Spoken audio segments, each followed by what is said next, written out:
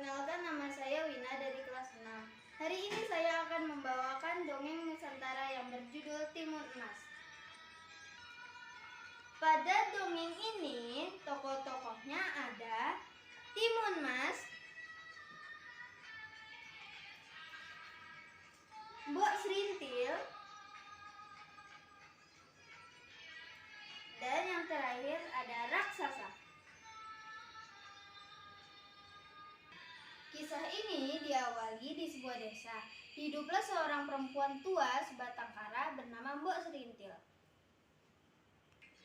Pekerjaan Mbok Serintil adalah mencari kayu-kayu bakar di hutan, kemudian dijual di pasar untuk membeli bahan makanan. Ketika sedang mencari kayu bakar di hutan, ia kelelahan dan beristirahat di sebuah batu yang sangat besar sambil melamun. Seandainya aku punya anak, pasti aku tidak akan merasa kesepian dan ada yang membantuku, pikir Mbok Serintil. Tiba-tiba terdengar suara gemuruh muncul. Raksasa yang sangat besar dan menyeramkan di hadapan Mbok Serintil.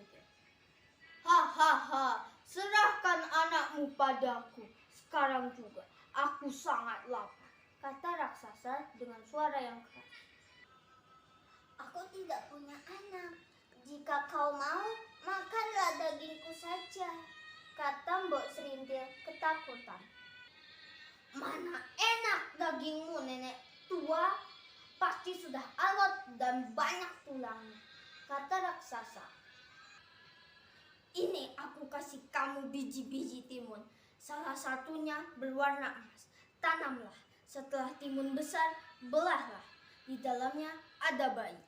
Rawatlah dengan baik. Pada usia 6 tahun, aku akan datang mengambil anak itu, kata raksasa. Tanpa berpikir panjang, Mbok Serintil langsung menyetujuinya dan segera pulang untuk menanam biji timun. Ditanamlah biji-biji timun itu.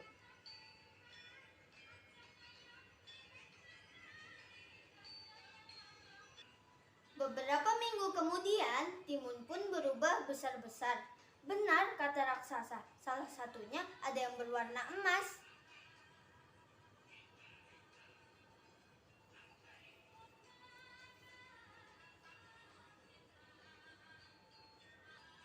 Wah, timun emas, kata Mbok Serintil dengan kesenangan.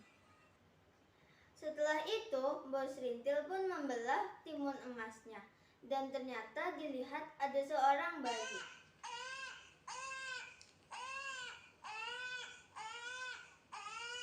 Mbok Serintil senang sekali diasuhnya bayi itu dan diberi nama Timun Emas.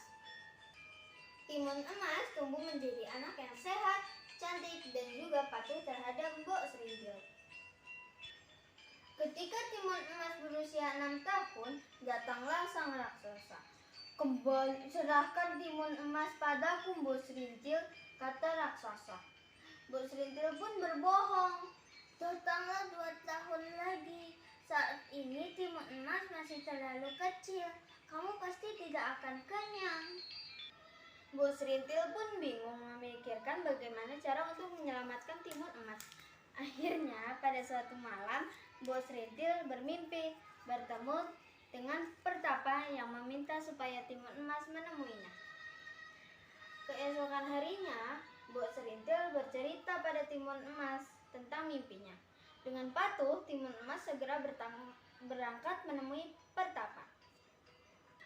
Setelah bertemu pertapa itu memberikan 4 kantong pada timun emas. Gunakanlah isi kantong ini untuk menyelamatkanmu dari raksasa itu, kata pertapa.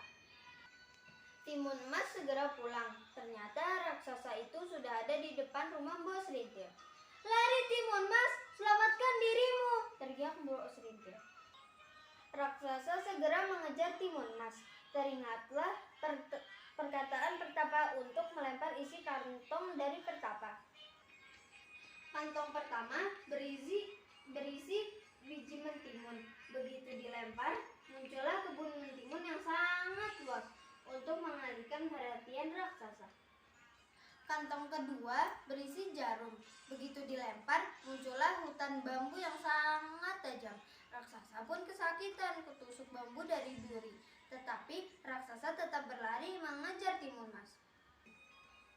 Kantong ketiga berisi garam. Begitu dilempar, muncullah lautan yang sangat luas. Raksasa pun menjerit kesakitan karena lukanya terkena air garam. Tetapi raksasa masih tetap berlari mengejar timun mas.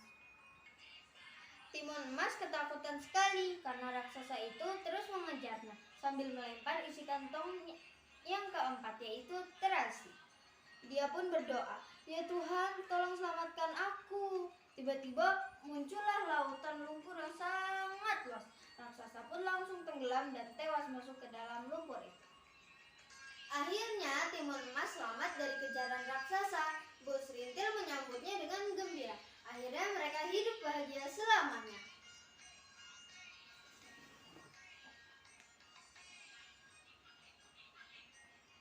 Demikian cerita timun emas dari saya. Terima kasih dan salam presiden.